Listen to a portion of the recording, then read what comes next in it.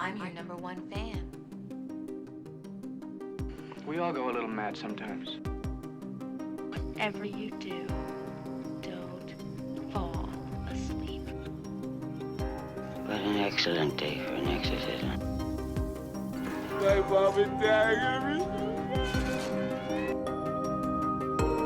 be... I see dead people. Hello. Hi. Happy Tuesday.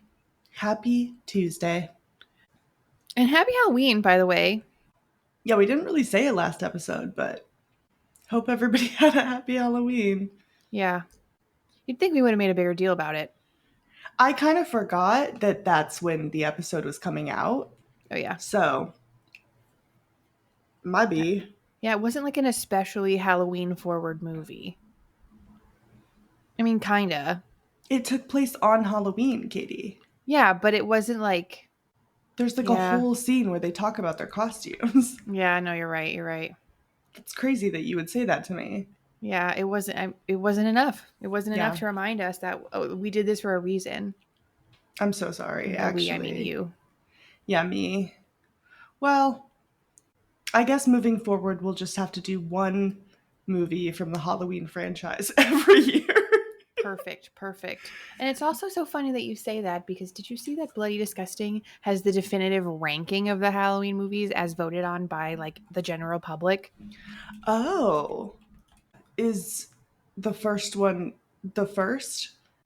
Well, in 13th place is Great. Halloween Resurrection. Okay. That checks out. Then Halloween 2 from 2009. Great. Then Halloween 6, Curse of Michael Myers. Okay. Halloween Ends is number 10. Wait, I kind of liked Halloween Ends. Yeah, well. I haven't seen them all. You Halloween and three other 5. people. Yeah. Halloween 5, Revenge of Michael Myers. Halloween 2007. Halloween Kills at number 7. At number 6, H2O. Great. At number 5, Halloween 4, The Return of Michael Myers. At number 4, Halloween 3, this is going in a particular direction, Season of the Witch. At number 3, Halloween 2018. Okay. And then number 2, Halloween 2. And at number 1, Halloween 1978. Interesting. It's kind of fun to see Halloween 3 move up the ranks because people hated that movie when it came out. Season of the Witch? Yeah, it's an anthology. It's not about Michael Myers. So they tried something different. At the time, it did not work out well. People were not happy at all. Now, people have come to appreciate it for what it is, which is just like a fun Halloween movie, rather than like a story about Michael Myers. You know what I mean? Yeah. But yeah, there's like technically 5 different timelines, I think, for the Halloween series. So, which is crazy.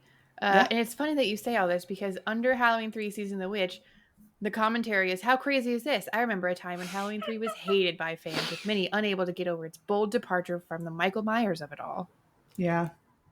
But funny enough, that's exactly how I rated. It was Halloween 78, Halloween 281, and Halloween 2018. Of the ones that you've seen? Or? Of the ones that I've seen, yeah. Yeah. And then... I don't know how I would rank them. Honestly, I'd probably have to rewatch them, because those movies and the Friday the 13th movies, I watched them all in one go. Like, I did a marathon of them. Oof. And so it's like, they're all the same to me. Yeah. Because, like, the plot doesn't change that much between them. So, like, I remember Season of the Witch because it was so different. I remember Jason X because he's in space. You know what I mean? So it's like, I don't think it's fair for me to rate them based on that. But maybe one day we'll do that. We'll have to do, like, a whole shebang. Yeah, 13 movies back to back. Yeah. We watched 6 of the Saw movies that one day. Hell yeah. Yeah, it was pretty nice. Anyway. Okay, Very fun. Yeah, we're here to talk today about Candyman, 2 of them. The 1992 version and the 2021 version. Yes. Technically the sequel. Timeline-wise. Yes. I like to think of it as like a reboot, but it is basically a direct sequel. Yeah. Not basically, it is. Yeah, it is. But first, we're going to play a little game, and you're welcome to play along. See if you can beat our scores. We're going to alternate. No, we're not going to. Yeah, we're going to alternate, but like 5 at a time. Guessing the Rotten Tomatoes scores of movies that we've reviewed on the podcast. Yeah. I don't think I'll remember any of them. Great. Question. Are we guessing the critic score Both. or the audience? Oh. Okay. Yeah. It's more fun that way. I don't think I'm going to do very well at this. Me neither, but you know what? Whatever. All right, cool. I'm going to start by giving you movies to guess. Correct. Yes. All right. And I've got pen and paper. So if you tell me the scores, I can do the little mathy maths real quick. Great. Spinning the wheel. Okay, do it. All right. First movie, 2019's Us. Oh, fuck. Okay. Well, we know it's high on both ends. Critics, I'm going to go 88. No. Critics, I'm going to go 92. Okay. And audience, I'm going to go 87. Critics score, Yeah. 93. Oh! Okay. This is where you lost out, though. Audiences did not like it that much. What? 61. Oh, fuck. Yeah. I knew they liked it less. I didn't know it was that less. Uh-huh. Fuck, I love that movie. Yeah, great film. It's like probably my favorite of the three. No, it's not. It's my least favorite of the three. But they're all really good. So It's probably my favorite of the bottom, but it's still it's my favorite of his films in third place. It's third place of the 3 films. But like my favorite one. Yeah, of course. Okay, so that's also my least favorite of his 3, but like that's not I still like it a lot. So it's crazy that like that's the bottom. Still a great film. Okay, so what was it? 93 and what? 93 and 61. Okay, so that's a 26-point discrepancy and a 1-point discrepancy for a total of, we're playing golf rules, 27 points I currently have. Okay. That's a lot. Do you want to go now? And then we can just, I'll Up spin. to you. Let's do that way. Okay, great. I would like you to go next. Okay. I would love to go next. Okay. Your film is the remake, 2004 remake of Dawn of the Dead. Ooh, okay. I know that people like this one. So I think that's okay, but it's not they don't like it as much as the original. Correct. Okay. I'm going to go critic score 74%. Mm-hmm. Audience score, I feel like it's still in the 70s, but I think they maybe liked it a little bit more. So I'm going to go 78%. Okay. Ooh, are those two similar? Oh no. Okay. Yeah. No, just do it. Send it. Okay. That is, it's a 77 both ways. 77, shut up. 77 critics and 77 the other one. They perfectly agree. Perfectly agree. It's just a 3.5 out of 5. Crazy. Have we had that before? Probably. But the exact same number? Yeah, that's crazy. Wild. That's the exact same number. That's a discrepancy of only 4 points. Good job. That was crazy. There was only 1 point. You were only 1 point off for the audience score. Oh, because I did 78. Wow, both of us got a 1 point diff? Yeah. That's pretty good. That is pretty good. That was way better than I thought I was going to do. I thought I was going to really... But that one I feel like is like... That one makes sense in my brain. You know what I mean? That they would both think it's like 70. Because I feel like the original is like a little bit higher. The original is iconic. Like, but the remake is a very good remake. Yeah. Yeah. All right. Your turn. Are you ready? Yep. All right. Your film. Mm-hmm. The original Amityville Horror, 1979. Ooh, okay. It's a classic. People, I feel like it was a little divisive, but not like divisive, but not terribly. Yeah. I definitely think critics will score it higher. Okay. I'm debating between 60s and 70s for critics, which is probably not ideal. And then also 60s and 70s. Okay, no, let's do 70s and 80s for critics and 60s and 70s for audience. So let's do 71 critic score and 67 audience score. I'm so sorry. Is it terrible? I feel like because it's a classic, you're getting skewed. Why? Is it that bad? Are they terrible? The critic score is 32%. What? And the audience is 52%. Okay, well, I wasn't that bad. Okay, wait. So that's 15 and 39.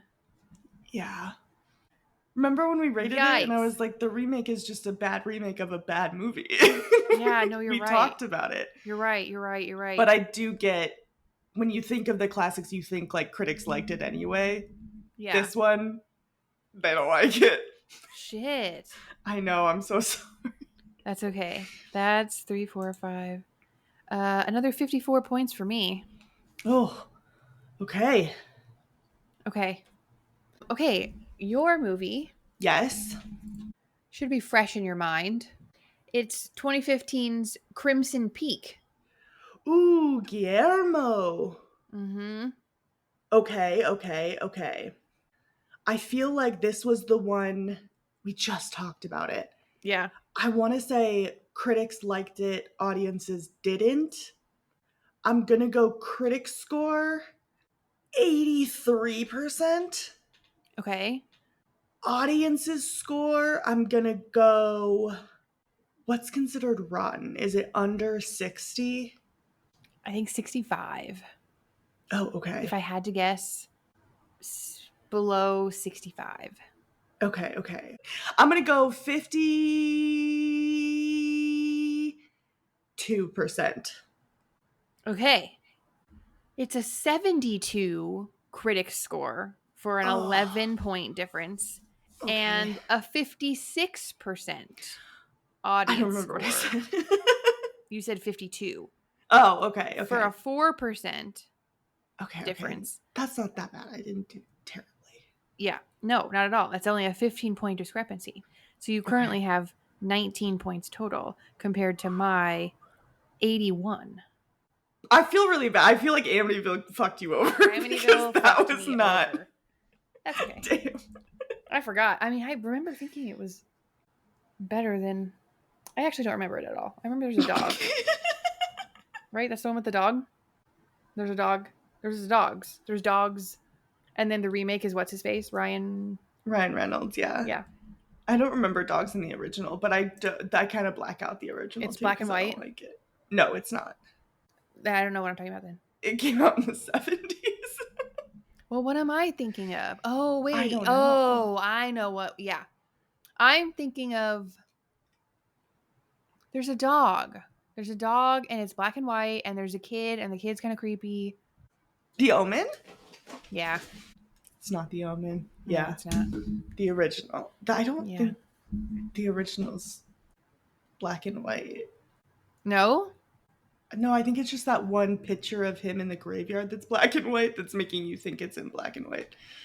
Yeah, it's not in black and white. Yeah. Or maybe it's the poster that's black and white. I mean, to your point, yeah, a lot of things are in black and white, but the movie's not. Yeah. Ugh, annoying. Yeah, I'm sorry. Well, Anyway, what are you going to do? I'd get my wires crossed. Had to happen. Yeah. All right. Okay, my turn. Your turn. All right. From our episode Best of the Bad, you've got Dead Silence.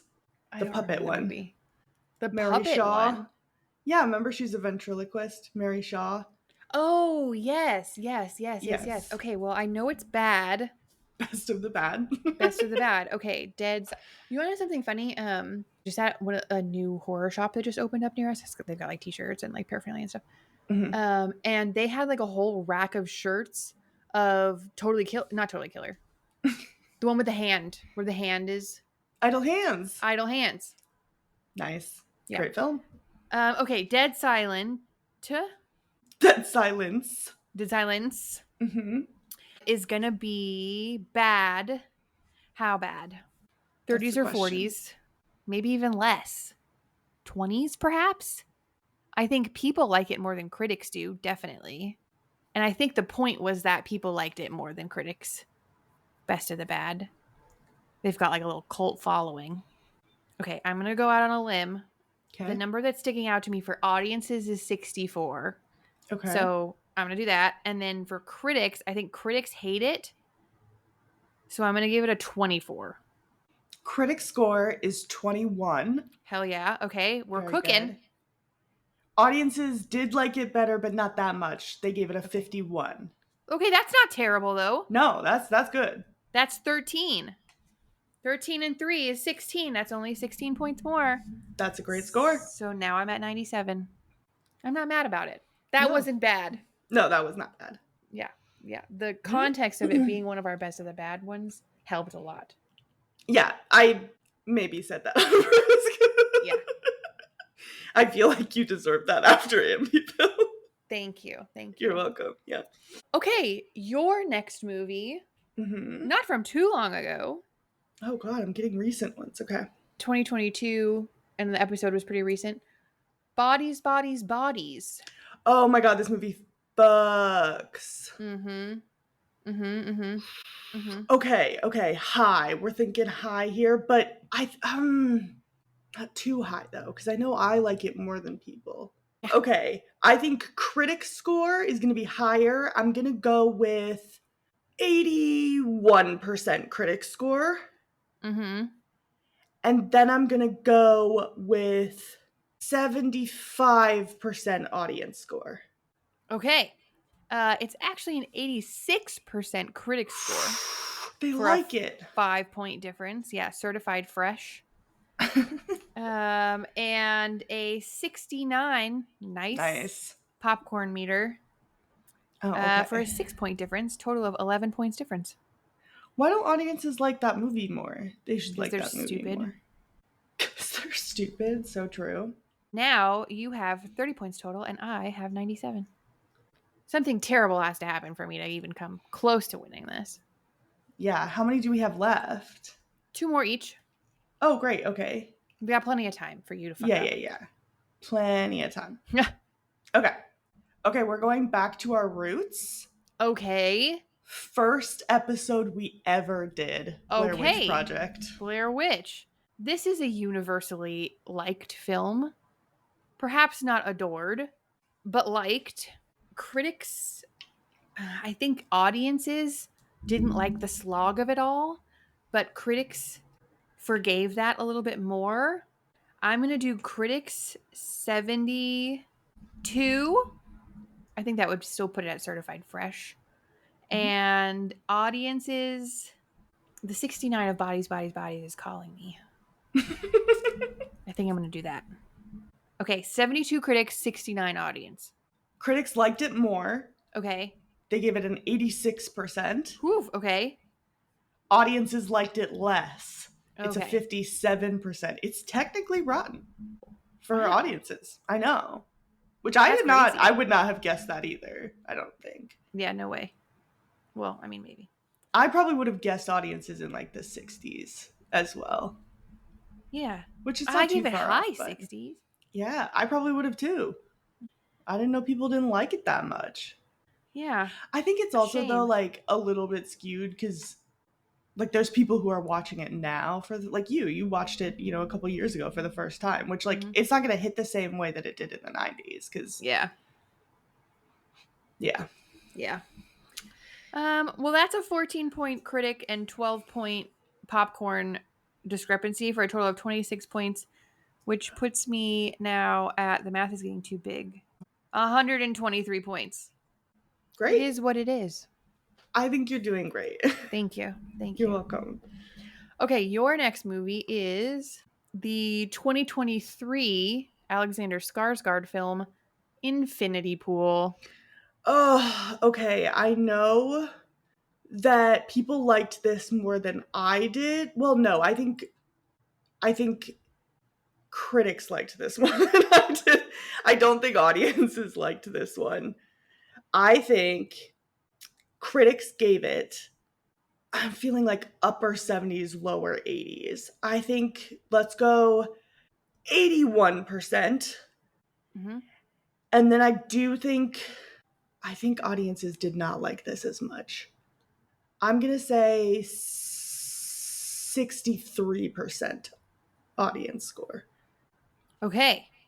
It's actually an 87% critic score.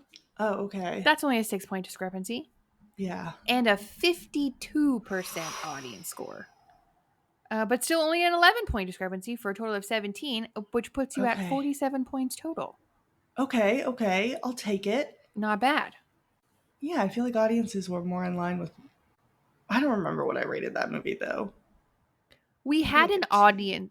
Yeah, like a 2. We had an audience member recommend it to us, which would have skewed me. I would have thought that audiences liked it. I knew we didn't like it as much as we were expecting. Did we really have an audience? Who? Not our audience. And broadly, someone who is not a critic recommended this to us. Oh. Which would have skewed my answer. I would have thought that audiences liked it more because someone recommended it to us.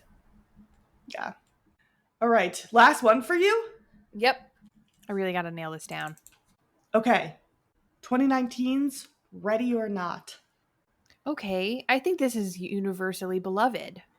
People like this film. This is the one with Samara Weaving, right? Mm-hmm. Yeah, people like this one. Okay. I feel like they're similar in score.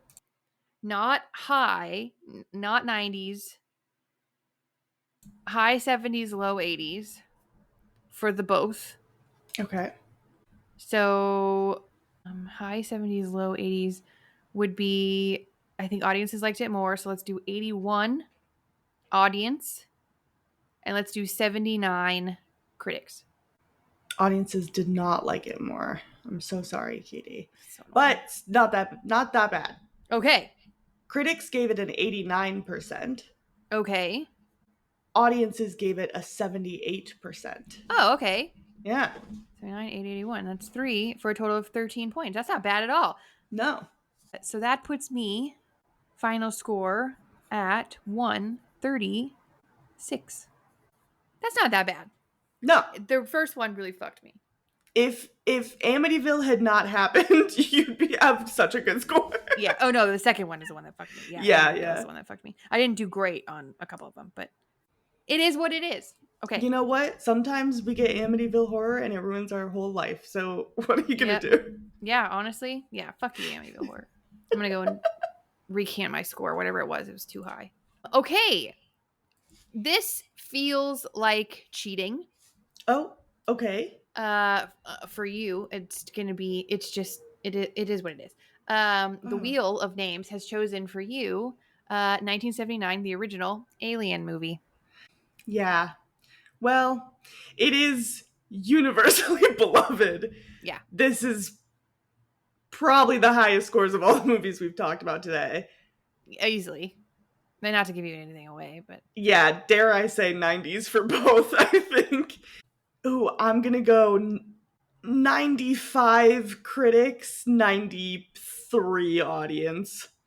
For a total discrepancy of 3 points. Yeah, it's a 93 critic score and a 94 audience. That was just unfair. That was. I'm so sorry. That's okay.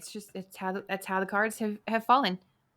Okay, so you are clearly the winner with a total discrepancy of only 50 points. Oh, wow. Versus my 136. It was like a pretty close race. I'm happy to have come out on top. Yeah. No, it really wasn't, though. I was trying to be nice. Thank you. But again, I feel as though if Amityville hadn't been there, it would have been better. It would have been a way closer. Yeah. I mean, not that much closer. That was like a 30-point discrepancy, though. Yeah. Well, no, it was 54 for that alone. Yeah, I got 54 points for that one. Yikes. Yeah. Yeah. Oh, well. That was fun, though. Yeah, that was fun. Thank you for thinking of that game. Yeah, on the spur of the moment. I thought of that like 25 minutes ago. Yeah. into a 31-minute we started podcast. like 25 minutes ago. No, but tell us what scores you got in the comments. Did you do better than me? Definitely. No, maybe Amityville tricked them too. Maybe. Yeah, I mean, they call it a classic, but it really isn't. Yeah, it's crazy that a movie with those scores spawned such a large franchise, but what are you gonna do? Yeah. They thought they could do it better. Yeah. All right, should we talk about Candyman? Yeah, I think we should. Do it, lady. Oh, yeah, me first. Okay, I'm going to give you a little summary of the 1992 version, the original Candyman. The original Candyman was released in 1992 by director Bernard Rose and from a story by author Clive Barker, who also wrote the Hellraiser series. It starred Tony Todd, Virginia Madden, Casey Lemons, and Vanessa Estelle Williams. Skeptical graduate student Helen Lyle befriends Anne-Marie McCoy while researching superstitions in a housing project on Chicago's near North Side. From Anne-Marie, Helen learns about the Candyman, a knife-wielding figure of urban legend that some of her neighbors believe to be responsible for a recent murder. After a mysterious man matching the Candyman's description begins stalking her, Helen comes to fear that the legend may be all too real. The 92 version had a $30 million budget and made $25.7 million worldwide, despite having a 3.7 out of 5 on Letterboxd, a 6.7 out of 10 on IMDb, and a 79% critics and 64% audience score on Rotten Tomatoes. Nice. I'm committing that all to memory for the next time we play the Rotten Tomatoes game. Yeah. When you inevitably get Candyman 1992. Yeah. Out of 165 other movies, or 180 by the time we play it again. Yeah. Well, at least you'll know that one. Yeah. Lots of B fun facts. So many B fun facts. It's a B movie. This is the original B movie. Mm-hmm. I'll start with some B fun facts. Mm-hmm. They used more than 200,000 real bees throughout. They were honeybees. And they had like a bee wrangler called Norman Gary, who has worked on many other movies featuring bees, like The Deadly Bees, or My Girl. Sorry, everybody who's seen that. And Fried Green Tomatoes. Fried Green Tomatoes kills me. There's one scene in that movie I can't watch. Oh, I feel like people feel that way about My Girl. I've never seen My Girl because I know what happens, and I'm not doing that. That's crazy. Yeah. It's like people who are like, oh, watch Marley and Me. No, I'm good, actually. I don't need to do that. That movie wasn't anywhere near as sad as people make it out to be. Just because a dog dies. Like, dog dies in every movie. Like, a dog dies in this movie. I see a dog as the center of a movie. Guess what? Not watching it, because I know how that's ending. Yeah. My Girl, that tricks you. You don't expect that one to happen, so. Sure. Whew. Sure. Yeah. But I'm not going to watch it. That sounds... No, I'm not. Yeah. I'm not crying that hard. Sorry. Yeah, nobody needs to see that. Yeah. No, the bees were specifically bred for the movie. The bee wrangler, Norman Gary, said that they were just old enough to look like adult bees, but not sting like adult bees. They still stung, but not as bad as a fully fledged adult. Yeah, I know they took like a lot of precautions to try to avoid the stinging, but obviously it's not gonna. Everybody got stung. That's just part of doing a movie like this. There's also a famous rumor about this movie. Well, okay, here's what happened. So apparently, Tony Todd did an interview with TMZ where he talked about like wearing dental dam during the scene where the bees are in his mouth so that they didn't like go down his throat. Yeah, that's a fun fact in itself. That was real. Yeah, yes, this is what he told TMZ. And he said that he did get stung. He said in that one 23, but then later he said 26. So who's to say how many times he actually got? Somewhere in the 20s, I'm guessing. Sure. Anyways, he said that it might have been worth it because he has a great lawyer, $1,000 a pop, implying that he got $1,000 every time he got stung by the bee. Mm-hmm. My guess, because later the director Bernard Rose said that him negotiating a salary, like $1,000 bonus every time he got stung, was not true, that didn't happen. So my guess is that Tony Todd said this like as a joke to be like, oh yeah, I got $1,000 every time. Like I got a great lawyer, you know, hee hee ha ha. And then people just ran with that and pretended that that was true and he negotiated. And that's how the rumor got started. That's my assumption of how this all happened. Yeah. Until Bernard Rose was like, no, that wasn't a part of the contract or anything. Like, yeah. Funny how he had to debunk a rumor that was started by his own actor. Started by Tony Todd. Yeah. I'm assuming accidentally. Yes, yeah. I mean, that's a reasonable... You could easily write that into a contract. Like, yeah, sure, I'll get stung by bees, but every time you let me get stung, $1,000. Yeah. I feel like it's not unreasonable to think that that was the truth, but... Yeah. Apparently not. I would have just let people go on believing it. I would have corroborated the story. Yeah. It was like a fun, 1,000. little fact. It was $5,000. Yeah, right? That's half the movie's budget for 23 Stings. See, and I read that the 23 Stings was throughout the course of all of the films, not just the first one. Oh, okay. So a little bit of discrepancy in the stories, Tony. Which, you know what? It's fair. Are you really going to remember that many years after you, like, when you're doing an interview? Yeah. 10, 15 years later? Probably not. You're going to be like, yeah, I was somewhere in the 20s.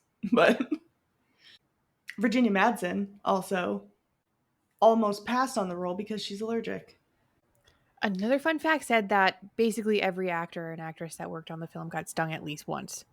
So yeah. That's fun to imagine. She said, I'm allergic to bees. Like, I can't do the movie. And Bernard Rose was like, no, you're not. Like, you're fine. And then she did a test to see if she was allergic to bees. Apparently she is, but not as much as she is to wasps. Oh, interesting. So he was like, oh, you're fine. Like, we'll just have a paramedic on set. And they did. And she did it. Amazing. Yeah. To get the bees onto the things that they needed to be on, like the people or the toilet in that one scene, they used queen bee scent. Yeah. They just covered stuff in that, and then the bees were literally poured on. Have you ever seen bees poured? I have. It's fun. It's interesting. It's a weird consistency. Yeah, I'm not a huge fan of, like, bugs swarming. Sure. However, in the grand scheme of bugs swarming, that doesn't bother me as much because I like bees. But yeah. Bees are great. Yeah, I don't think I want them swarming me, but... Yeah. If I was guaranteed $1,000 a pop, honestly, you wouldn't even have to pay me that much. I would just do it. Yeah, I was going to say, I just feel like have you it would on do film. Yeah, you'd do it for free. You'd love every second of it. Yeah. I don't know that I would pay. Well... You're like, if there was like I'll pay them $1,000 a pop. Yeah. If there was like an experience where you could be like covered in bees for like a photo shoot or something, I think I would pay for that. Yeah, I could see you doing that. Yeah. I wouldn't even have to. I can just go into my parents' backyard, take their hive, and there you go. Pour the bees on me. Can't wait to see the pics. They're assholes, though. I probably wouldn't do it with them. Tony Todd also, in another interview, explained that the bees had their own trailer and that Norman Gary, the entomologist, insisted that Tony go and meet the bees ahead of time, like an actor would meet another actor.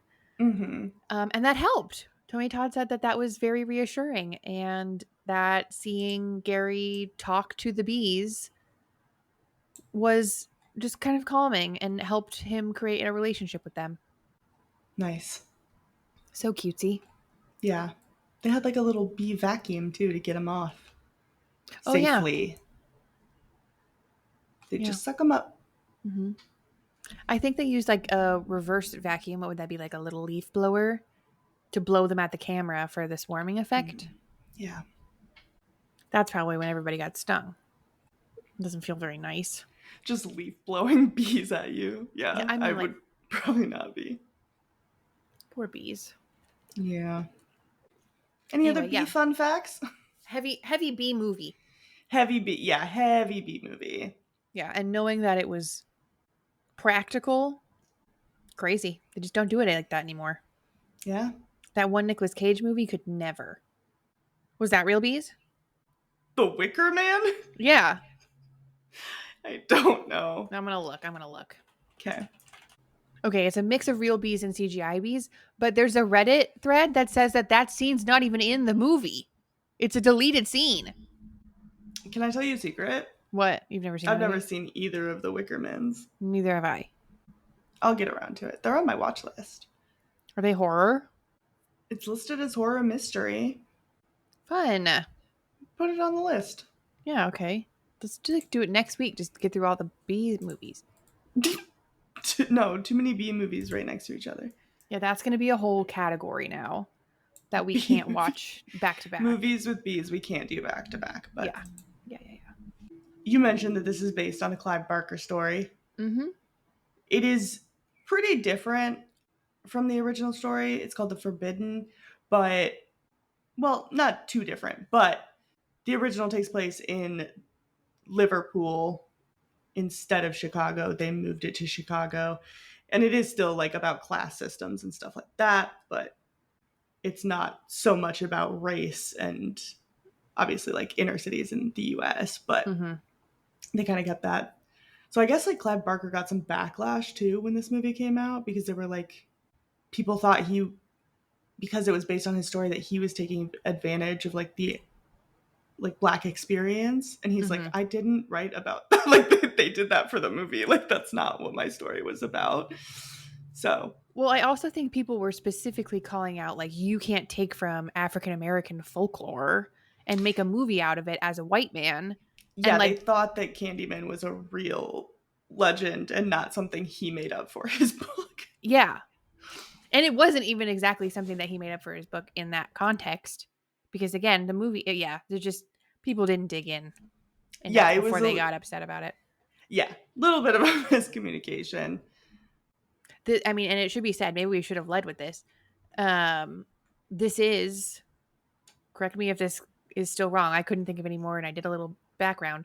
The only slasher movie in the horror canon with a black serial killer as the villain. It's the only one I can think of. There was some commentary on that as well as like villainizing black people. Yeah.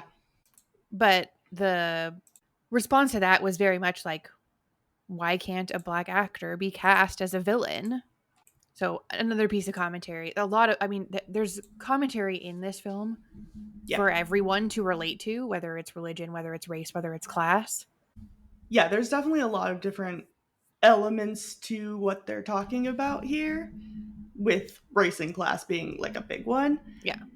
And I think that this is, at least as far as I could gather, a movie where the opinion has kind of changed on it, where when it first came out, I feel like it got a little bit more backlash. And now I think I see more articles like praising it for discussing those topics and themes. So yeah.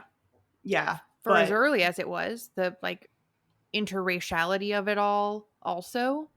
Yeah, which I know like Tony Todd even spoke to like the scene of them dancing and how like some of that was cut down because they were afraid of like really delving into that kind of a topic. But yeah, I don't know. I mean, I think it was done well, but I'm also a white person, so like my opinion does not matter as much. Sure. But I will say, from what I could find, a lot of modern takes on it are a little bit more appreciative rather than critical. Yeah. But I would never want to like say that people can't be upset with the movie or those themes if they feel like it wasn't done with grace. Sure. And I do think that something is to be said about a powerhouse like Jordan Peele having, the director of the 2021 version is also a black woman.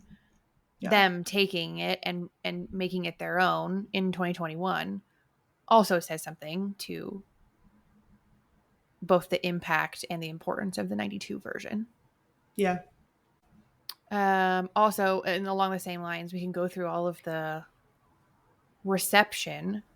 It's now included among the American Film Institute's 2021 list for 400 movies nominated for the top 100 most heart-pounding American movies. It's included among the 1001 movies you must see before you die by Steven Schneider. Candyman is number 8 on Bloody Disgusting's top 13 slashers in horror movie history and number 8 on Ugo's top 11 slashers. And then Tony Todd is number 53 on Retro Crush's The 100 Greatest Horror Movie Performance for the role. Yeah. So highly regarded across the board. Yeah, for sure. I think it's funny too that like the people making the movie did not think of Candyman as that scary.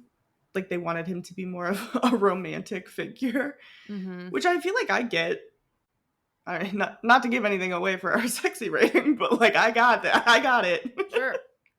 But yeah, Tony Todd even compared him to like this role as him playing his own personal version of Phantom of the Opera. So Mm-hmm. you love Phantom. Yeah, it was definitely giving Phantom of the Opera. Like I think Yeah. he even says like "come to me" at one point. Like Yeah, they do. That's- Yeah, I feel like that was a big inspiration. Dracula was a big inspiration. Like that Mhm. kind of allure of this romantic villain. yeah, I would call this a vampire movie. Oh, I wouldn't, but I get the vibe of it all. Yeah, I think Virginia Madsen even said that she was sort of glad that this was giving the Black community a Dracula. Mm. Speaking of Virginia Madsen, apparently the director used hypnosis to make her look and feel like she was under the spell of the Candyman, which again, it's just all, the Phantom of the Opera of it all is very, Yeah, it just is what it is. But it made Madsen really uncomfortable. The more she did it, the more uncomfortable she got with it. So they had to stop doing that. yeah. Well, you know. I just don't think of hypnotism as being like a serious thing anymore after all the like comedy hypnotism shows that I've gone out of my way to Mm. see because they're hilarious. I love when people make people do stupid things on stage. I don't know if this is controversial, but like, part of me just thinks it's fake. I don't know. I'm No, sure there are it people who have absolutely been is. hypnotized that like would argue that, but every time I see it, I can't just help thinking like, are they just going along with it because they're already on stage and they don't? Which, when they brought a hypnotist to my school for like, I don't know, it was like prom night or so, like after prom or no, or was it after grad party? I don't know, but they had a hypnotist. And like 3 people were like, oh yeah, no, I wasn't hypnotized. I was just doing it because I was already up there and I didn't want to have to leave the stage after. So Yeah. I'm like, I don't know. I'm a skeptic, but I also know you have to be like willing to do it for it to work, and I'm not, Yeah. so it would never work on me. So I don't know. It's so funny that you say that because I had a hypnotist at my grad night. Yeah. And it was literally the funniest fucking thing that has ever happened to me. It was so funny. I will never forget it. Like the guy that I was interested in at the time was one of the people on stage. And he was like afraid of garbage cans or something at the end of it. Hilarious. And he says it was real. He's like, actually, I mean- don't know. I'm sure it is. I don't know. I don't know. It's just funny. It's funny to either watch, way. Either they're so like convinced that it's happening to them that they're able to go up there and do stupid shit in front of a million people, or Yeah. it's actually happening. It's funny either way. Either way. Yeah. I did, before we move on, just want to talk a little bit about Cabrini Green, because that's yeah. like obviously a huge central theme of the original, which is not, well, and the reboot, but Sure. obviously it's not in the original story because it takes place in Liverpool, but they wanted to move it into that just because it made more sense if they were going to relocate and film in the US. Mm-hmm. That was a place that made sense, but they kind of talk about it in there, but it was basically a housing project. And it kind of gained notoriety for having like a lot of violence and drugs and gangs and criminal activity and stuff like that, which like that's a whole conversation to have about poverty and how that pushes people towards crime. And if we just gave people the resources they needed, we would have a lot less crime. But you know, that's a conversation for me to have with everybody face to face. Sure. Each individual person. Yes, everybody who listens to this, DM me and we can have a conversation about poverty. But one of the stipulations in order for Bernard Rose to shoot there was that he had to give some parts to people who lived there. So some of the extras that you see are actual residents of the Cabrini Green housing area. And I know they like went and visited that area. They filmed some of the scenes in it. I think the big bonfire was a part of it that was actually being gentrified. Now it's like a shopping center, so you can't even find that area. But yeah, very interesting to take like an actual piece of history and kind of fit it around the story. Sure. And Rose talked a lot about how he chose that setting because people have this idea of it being a scary place because there's this activity that goes on, and how he kind of wanted to humanize it a little bit because he's like, it's just people living there. Like some people are scared to drive through it, and it's like, well, there's just people there. And yeah, poverty has pushed them to do things that like maybe they wouldn't if they had the resources, but yeah. It's like, if only we use the resources of gentrification towards making those areas livable for those people. You know what I mean? Yeah, if we spent the time and effort to actually support people and give them systems and resources, because that, like, literally poverty is the number one source of crime. Yeah. People commit crimes because they don't have any other way to get what they need. So maybe let's focus on that. You would think. You would think. It would solve a lot of problems. But we digress. Yeah. It's hard to talk about this movie and not like be political about it because art is political, period. But yeah, this one has some overt themes. Yeah. It's not a complaint about this movie, but it toes the line between, is it obvious enough for the people that need to get it to get it? And we had the same conversation about that one book that we read where it was super in your face about immigration and immigrants having jobs and people being unhappy with that. It was so in your face.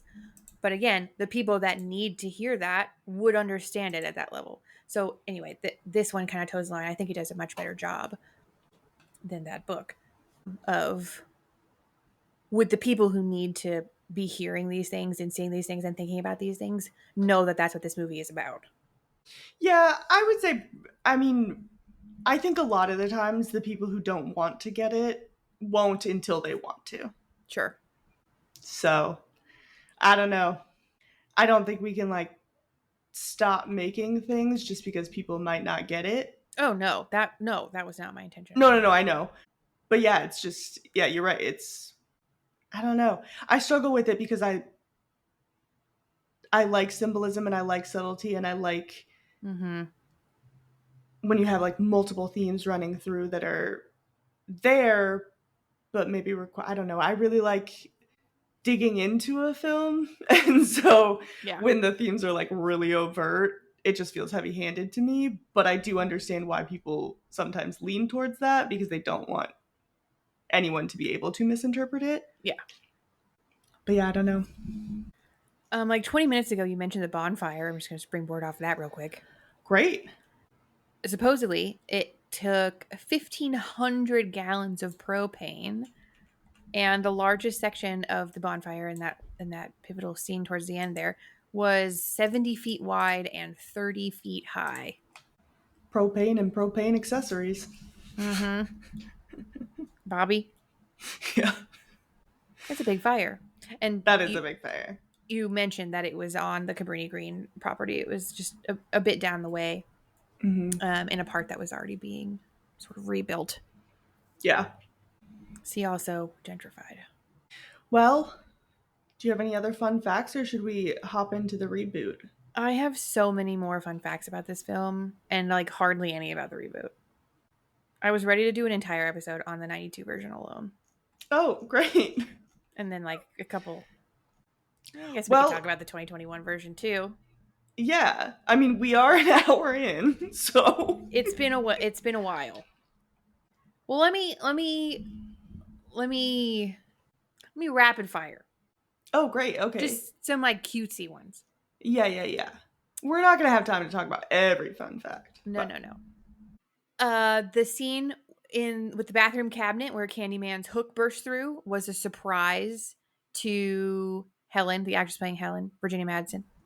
Mm-hmm. That's actual fear on her face. Sandra Bullock would have been cast if Virginia Madsen had been unavailable. She was unknown at this point, so that would have been her first sort of foray into film. For the scene where Helen strips in front of the policewoman, Virginia Madsen suggested and got her friend Rusty Schwimmer to play the part to make her feel more comfortable. So that's her best friend playing that role. And then my favorite fun fact, because it is adjacent to Shrek, is that Eddie Murphy was considered for the title role. He was going to play Candyman, but he was 6 inches shorter than Tony Todd. So Tony Todd eked him out. Fun facts. Yeah, thank you. Okay, well, tell us about the 2021 version. We'll talk about that one for a few minutes. The 2021 version is directed by Nia DaCosta with Jordan Peele as a producer. It is a direct sequel to the original. Little summary. For decades, the housing projects of Chicago's Cabrini Green were terrorized by a ghost story about a supernatural hook-handed killer. In the present day, an artist begins to explore the macabre history of Candyman, not knowing it would unravel his sanity and unleash a terrifying wave of violence that puts him on a collision course with destiny. This version stars Yahya Abdul-Mateen II, Teyana Paris, Nathan Stewart Jarrett, and Coleman Domingo. It had a $25 million budget, which is $5 million less than the original, despite it being made 30 years later. But it did make over $77 million at the global box office and has earned a 3 out of 5 on Letterboxd, a 5.9 out of 10 on IMDb, and an 84% critics and 72% audience score on Rotten Tomatoes. Threw a little shade in there, didn't you? No, you threw shade in there because you wrote this and just gave it to me. Yeah, why aren't they increasing the budget? It's been 30 years and they had a smaller budget than the original. And money is bigger. Inflation. Yeah. You would think, yeah. Yeah, anyway. Also, I thought it was interesting that this one had better Rotten Tomatoes scores, but worse on everything else. Mm-hmm. That's always interesting to see how the different... That's why we say different platforms, because it's always weird. Yeah, it's not a monolith. There's going to, I don't know. It is weird, though, that this has better Rotten Tomatoes scores, because I feel like Rotten Tomatoes is usually where, like, people are less forgiving. That and Letterboxd. Yeah, I would say Letterboxd. Yeah, Letterboxd probably more so. But Rotten Tomatoes is also pretty harsh. Yeah. IMDb, they're just having a great time. Yeah. Yeah, honestly, yeah. Good for you, IMDb. I have never seen anything higher than a 3.8 on Letterboxd. I have. I can't think of anything. I'm always surprised it's in that like 3.5. What is Sinners? Sinners is a 4.1. Okay, but still lower than you would expect. 4.1 is an 80%. 82%. It's just a harsher platform. For a 90+ movie, easily. People are haters. Yeah. They love to hate. Film bros. It's the film bros and you are the only ones on that platform. I like Letterboxd. Yeah. It gives me a place to organize my movies. Mm-hmm. That's why we need more people to join. So that it's evened out a little bit. Yeah. We need some non-critics. Seriously. Anyway, it was perfect timing that we watched this film because Coleman Domingo was just revealed as the Cowardly Lion in Wicked for Good, and I said I want to watch more of his films leading up to it. And here we are. Here we are. Coleman Domingo. Mm-hmm. What a playing guy. a villain. Yeah, very opposite what I am imagining his character in Wicked for Good will be. Yeah. And he was really good in this too. He was, yeah. A couple things about his character.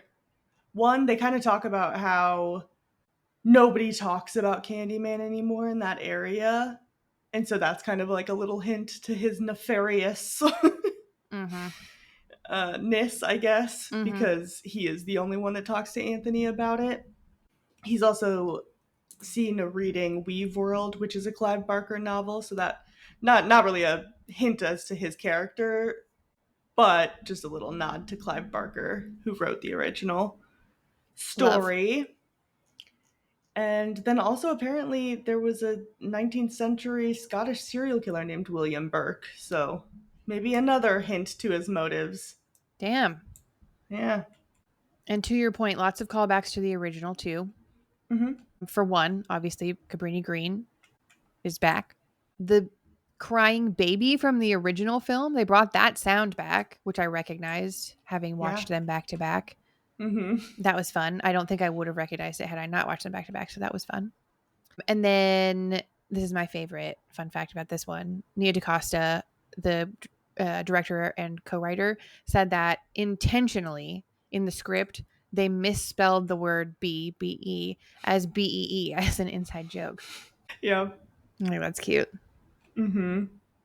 Oh, also in the scene with Anne-Marie and Anthony talking about, he's the baby from the original Candyman story. There's a visible scar close to the shoulder on her left arm from where she is cut in the original film. So they brought that over. Super cute and great attention to detail. Yeah, I like that a lot. Mm-hmm. Also, Vanessa Estelle Williams, who plays Anne-Marie, didn't age at all. No. Literally the exact same face in both movies. It's crazy. Yeah, I thought for sure that they had just found someone that looked like her. No, it's her. It's just her. It's her. Yeah. She looks incredible. And then you have Tony Todd's de-ageification. Yeah, they did choose to do that. It didn't look great. I feel like anytime they use the de-aging thing, it's really obvious and looks a little weird. But I appreciate that they wanted to include his character. Yeah, I think he should have been included. Yeah. But I did not like that. It didn't look great. Yeah. Yeah, for a film that's 30 years in the future, like all of the practical developments we've had, all of the technical CGI developments that we've had, this film was far worse in terms of effects than the original, in my opinion. I didn't think it was that bad. Oh, I hated it. Oh. In that regard, not the movie. Oh, okay. But the visual effects just felt cheesy, and I don't know. Well, it's because they had $5 million less. Right, exactly. I guess, yeah, I didn't feel that way. That part, I definitely agree with. That part didn't look great, but... He looked great till the day he died. Yeah, they didn't really need to de-ageify him. He looked... Yeah. No one would have cared. Sure. Yeah, he I mean, to me, it literally looked like they just CGI'd him in. I don't know. Yeah, I'm shitting on it. that, I just really didn't like it. Yeah. I'm sorry. It's okay. Virginia Madsen also has kind of a cameo. There's a picture of her in the newspaper, and then her voice is heard when Anthony listens to the tapes. Yeah. She was intended to have a larger role in the film originally, but that got shelved, so she didn't. But still nice that they included her and Tony Todd. Yeah. Yeah, I agree. One of my complaints about this film is that the baby, like using the baby as being the main character, felt a little like too easy, kind of. So I feel like if they had also included her character, it would have been way too much. Oh, okay. There was a better balance having her not be a part of it. So I feel like I like it because it's obvious. Oh. Like, of course, 30 years later, you're going to talk about the kid. Why wouldn't you not take that opportunity? Sure. Okay. Also, I'm a McCoy, so of course I want to know more about the McCoys. Okay, yeah, fair. I wonder if that was going to get brought up. Yeah, of course. Two of my other favorite fun facts about the 2021 version. Mm-hmm. And I didn't know this, and I didn't recognize the other one. Coleman Domingo and Tony Todd have both been villains in the Transformers movies. That's super fun for me. It's one of my top 5 favorite franchises. Fun fact. Domingo was Unicron and Todd was the Fallen, like the big bad. So that's super fun. And then when Clive is attacked by the Candyman, he says, must go faster, which is an homage to Jurassic Park. And he's even wearing the same outfit that Ian Malcolm is wearing in Jurassic Park. I didn't even recognize it until after the fact. I was like, oh my God. So fun. Another one of my top 5 favorite franchises. That just goes to show how little we talked about this before we started recording, but I was saying how like we don't really like the same movies outside of horror movies, and sometimes we disagree on horror movies, but yeah, I deleted the Transformers fact immediately because I don't care at all. I deleted the Jurassic Park one just because I knew you were going to talk about it, so I didn't have to. But the Transformers one, I thought, I don't care. And if Katie cares, she'll talk about it. I mean, they both have just the best voices. I could listen to either of them talk forever. Yeah. So for them to be like a big, bad, transforming robot, yeah, is just fun. For sure. My favorite fun fact is that prior to him becoming Candyman in this movie, Anthony McCoy's full name is said 5 times leading up to that moment, which I think is just a fun little Easter egg that they chose to do that. It's like in Community where like the 3rd time they say Beetlejuice, you see him walk past in the background. Yeah. It's just fun when you do that type of stuff. Yeah, that was also we didn't say this, but in the original, apparently they were gonna do that you had to say his name 13 times. And they were like, let's cut that down because that's excessive. I think 5 is kind of excessive. 13? Can you imagine this movie if they had to say it 13 times? Yeah. I'd fast forward. I saved that fun fact for our Would We Survive segment. Yeah. Because if it was 13 times, I'm not saying it 13 times across my entire life, let alone in one segment. Yeah. 5 is excessive. 13 is crazy. Yeah. Yeah. It did feel like it dragged on. By the 4th time, I was like, surely that was the 5th time you've said this. No. One more.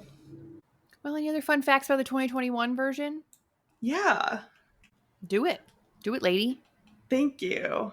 Well, one, Lakeith Stanfield was originally considered for the role of Anthony McCoy, but he turned it down because he wanted to do Judas and the Black Messiah, which he got an Oscar nomination for. So, not a bad choice. Not a bad choice. Would have loved to see him in this too, but, you know, that's fine. I just think this one was perfectly cast. Oh, yeah. Not to say anything about the cast, because they killed it. Sure. But I like Lakeith Stanfield a lot. And then also I wanted to talk about the shadow puppets that they use in the film. Yes. Because they kind of do that artistically to depict racial violence and just kind of throughout the film as like a storytelling device. But apparently we don't know if it was inspired by, but it is very similar to the work of Kara Walker, who's an artist, and she does like silhouette cutouts depicting racism and violence. And I've seen it. She has like a whole section at the Broad in downtown Los Angeles, and it's really very stunning to see in person. It's like just a room full of white walls with her cutouts all throughout it, and it's very cool. If you ever get a chance to see that in Los Angeles, I'd highly recommend going to see it. So cool. I like the Broad. Yeah, that felt a little out of place until I knew that. Then it felt very thoughtful. Oh, okay. Yeah. Because I hadn't been informed. And then once I read about it, it was a very cool tie back to important and beautiful art. Yeah. So I love it. I don't know. I like when they use something different than like a flashback to kind of like talk about mixed certain media things. Yeah, so I don't mind it when they take those types of liberties in movies to do that. Sure. But having seen her work, yeah, it was definitely very cool. Mm-hmm. Well, should we rate them? Sure, let's do it. Okay. Let's start with the 1992 version. We'll rate it all the way through. Okay. How scary did you think it was? I give it a 0.5, but I think that's also because by the time I watched this movie, it was kind of desensitized, so it didn't really scare me. But there are some good jumpies. It comes through the mirror. Mm-hmm. Yeah. What about you? I gave it a 2 only for the jumpies. Yeah. Because otherwise it's the Phantom of the Opera, and I'm into it. Speaking of, how sexy did you think it was? Yeah, so the Candyman himself, a 4 out of 5. Yes. Again, for the Phantom of the Opera of it all. However, there are some scenes in this film that are so disgustingly unsexy, I cannot rate the film as a whole higher than a 0.5. Oh. It doesn't get any bump at all for him? I feel wrong calling the movie itself sexy when there are some of the scenes that there are in it. Just doesn't feel right. But he himself, the vibes of him, the 90s slasher vibes of it all. Which scenes are negative sexy to the boy? I mean, the castration of a child is one. Yeah, that's very fair. Really the only one. Okay, got it. That was the one I was thinking of, but I was like... really bothered me. Yeah. I did not like that at all. That was really hard to... So anyway, it just icked. It yucked my yum. Yeah. Which I think was the point. Yeah. And to be clear, the Candyman himself did not do that. No. It was the other guy. The fake Candyman. Yeah. So, what'd you give it?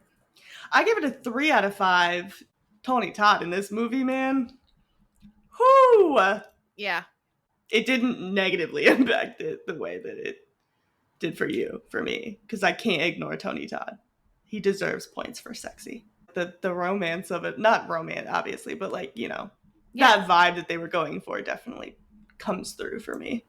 How fucked up did you think it was? Or are you supposed to ask me? No, you're supposed to ask me. Got it. How fucked up did you think it was? I gave it a 2. Okay. For that, and just, you know, the class and the racism and that aspect of it. Yeah. What about you? Yeah. I gave it a 3 for the same reasons. Yeah. Yeah, that checks out. All right, overall, what did you think of the 1992 Candyman? I loved it. It's iconic for a reason. It's so good, so well acted. The practical effects had every right to be cheesy for a 1992 movie, but I did not think they were cheesy at all. I think it really holds its own. What a compelling villain. An amazing take on sort of a classic final girl / good for her trope, which maybe the good for her trope wasn't around at that point, but like just an interesting take on that. I love the way that it ended. I do wish the actual Man of Candy had been in it more than he was. He doesn't show up until 44 minutes into the film. And I think he could have been in it more. I do think that a couple things didn't age super well, but that is part of sort of the commentary of it all. So overall, I gave it a 4.5. I think this is my favorite slasher, if I had to pick one. So, yeah, this is very good. Yeah, I also gave it a 4.5, if you couldn't tell by my cheesy smile. Well, I guess listeners can't see it, but none of them see it. My smile looked like when SpongeBob finds out Squidward likes Krabby Patties. Yes. That was the vibe I was giving. But yes, I also gave it a 4.5. This is one of my favorite slashers, which is funny because like I always consider myself a fan of slashers until I think about slashers, and then I'm like, I don't actually like any of them. Yeah. Because I'm not really a fan of like the Halloween series. I'm not really a fan of Friday the 13th. Like they're fine, but But like this and Scream, peak. That's what I like. And now I can't like Scream anymore, so I like so Candyman's slowly taking over that top spot. But yeah, I love this. I think Tony Todd is an unbelievable force in this movie, and his voice is crazy. Yeah. And he said that this is his favorite role that he's ever done. And I'm inclined to agree. I think he just is absolutely fantastic in this. Has he ever sung? I don't know. I would listen to that. I would love to hear it if he has. Yeah. But yeah, love this movie. Great film. Yeah, I agree. So good. So compelling. Yay. I'm glad you liked it. Yeah, very good. Thought-provoking. Yeah, there's a lot to like dig into. Yeah. The bees. I figured you would like the bees. Yeah. And like the fact that it was all real. Like it's really a testament to practical filmmaking. Like a lot of times practicality is really just like you against an inanimate object. But in this practicality, it's you against not one, 200,000 living creatures. And they made it work. It's just very cool. Such a cool movie. Yeah, for sure. Super into it. Yay. Okay. 2021 Reboot version. time. What? Reboot time. Oh, yeah. Yes. Okay, you go first. How scary did you think it was?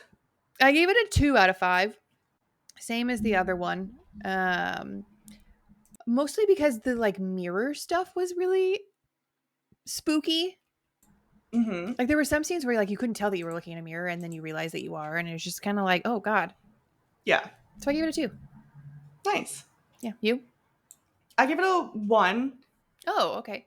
I did give it a point because I do think there's like some moments of tension and some good jump scares and stuff. Yeah, It's a little spooky. yeah. The jump scares didn't get me in this one. The original, absolutely. Yeah, that's fair. Yeah. How sexy did you think it was? I give it a 2 out of 5, just for the cast. Oh, Interesting. what did you give it? I gave it a 2.5. Okay, that's not that far off. Why were you so No. shocked? I just thought it would be higher. I don't know. Oh no, I think like him being infected by the bee that took it down for me. Sure. The Yeah. holes of it all, it was just not. Yeah. Yeah. Okay, yeah, sure. I mean, yeah, once you get to the like, what is it, trypophobia or whatever, Trypophobia. trypophobia. That doesn't sound right. There's more syllables in it than that, right? Great, you can look it up because I looked it up last time. You told me that was wrong, and that's what it is. That just doesn't sound right. I'm sorry. It's okay. It's not your fault. Yeah, no, that was only one scene. No, his hand gets infected. He's like picking at it at dinner, and then it just starts. Okay, yeah. Why was he spreading, and doing it's that?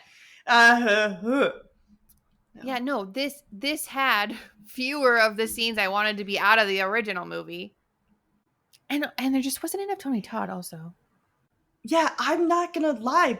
A big factor of the sex of the first movie is Tony Todd. Tony Todd, yeah. And like the kind of romantic subplot of it all, where this one doesn't really have that. Yeah. So it's got to be lower. I'm sorry. No, yeah, that's so fair. It's so fair. Yeah, thank you. How fucked up did you think it was? I gave it a 2. Mm-hmm. Just for like all the little stuff and the like, the picking at yourself at dinner and Yeah. yeah, it just all compounded into a 2. Yeah. You? I also gave it a 2. Yeah. I don't like the holes in him. Sure. I don't like him picking at his hand at dinner. I don't like any of that. Yeah. Okay, overall, what did you give it? Overall, I like this reboot sequel. I guess I could just call it a sequel. But I feel like it was an attempt to kind of reboot the series a little bit. Yeah. But I like it. I don't have a problem with them using Anthony as the main character. I think that it worked really well. I think getting to watch him like transform into Candyman was a really cool approach that they took. And the special effects didn't bother me as much as they bothered you, I think. I didn't like the de-aging. I think that they could have done without that and it would have been just fine. Yeah. But overall, I think that this is a solid sequel. I don't like it as much as the original, but I still gave it a 3.5. Correct. No way we agreed completely. I also gave it a 3.5. I thought for sure you were going to give it like a 3. No, I still very much liked it. Oh my gosh, look at us go. Not as perfectly aligned on the Candyman franchise so far. Perfectly. I want to watch the other one so bad. I mean, Tony's in them, and he's in them more than he is in this. The third one's a bit, no. No, I think, statistically, this one is weaker than the original, so it had to be less than a 4.5, obviously. So that's at a 4, and then I deducted another half point for the digital effects of it all.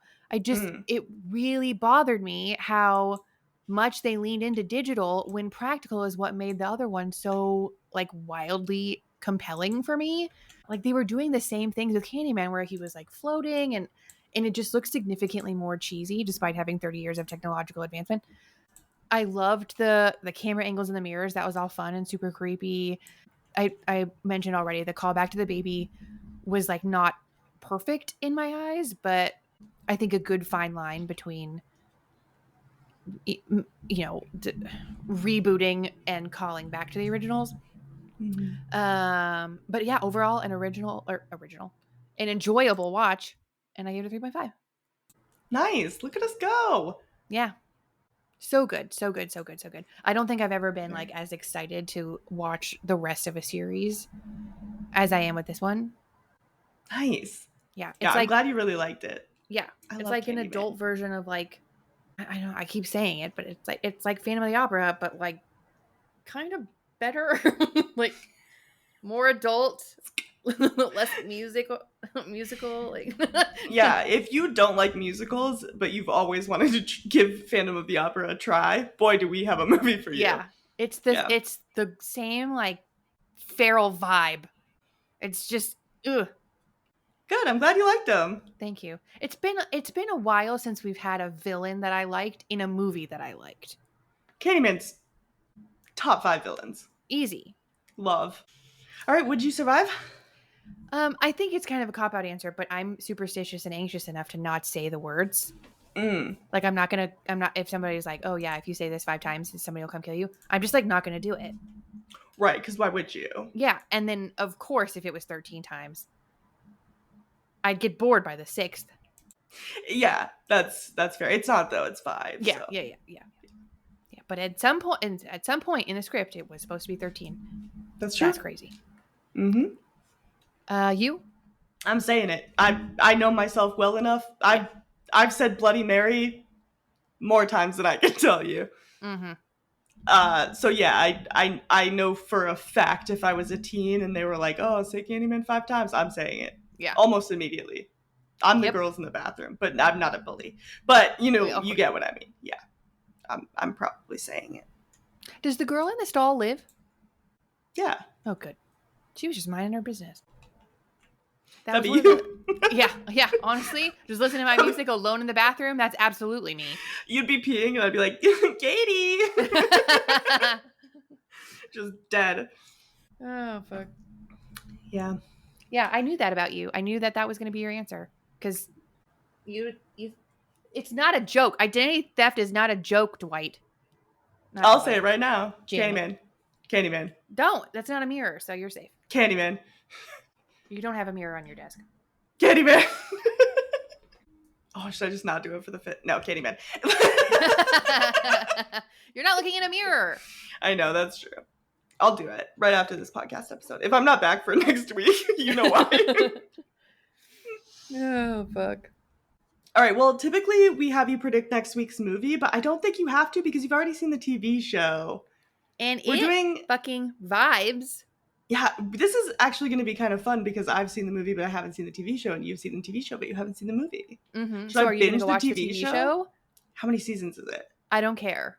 Maybe I can get season 1 in. Yeah, just like put it in the background. You don't need to like really hone in. Anyways, for the people listening who have no idea what we're talking about, we are talking about What We Do in the Shadows, which will be our movie next week. Yep. Hooray! Cool. I'm excited. That's a real vampire movie. That, yes. Actually. Yeah. None of this Phantom of the Opera bullshit. Yeah. Yeah. All right, cool. Well, I am glad that you like Candyman and that it has been Thank you. thrust into the ethers of your slasher faves. Mine too. And we've been talking so much that I'm going to wrap it up quickly. Yeah. Like, subscribe, comment. Comment what you got on the Rotten. I'm interested in what everybody's scores are. Yeah, comment your scores. Comment your favorite Tony Todd movie. And we'll see you next week. Yeah. Bye. Bye.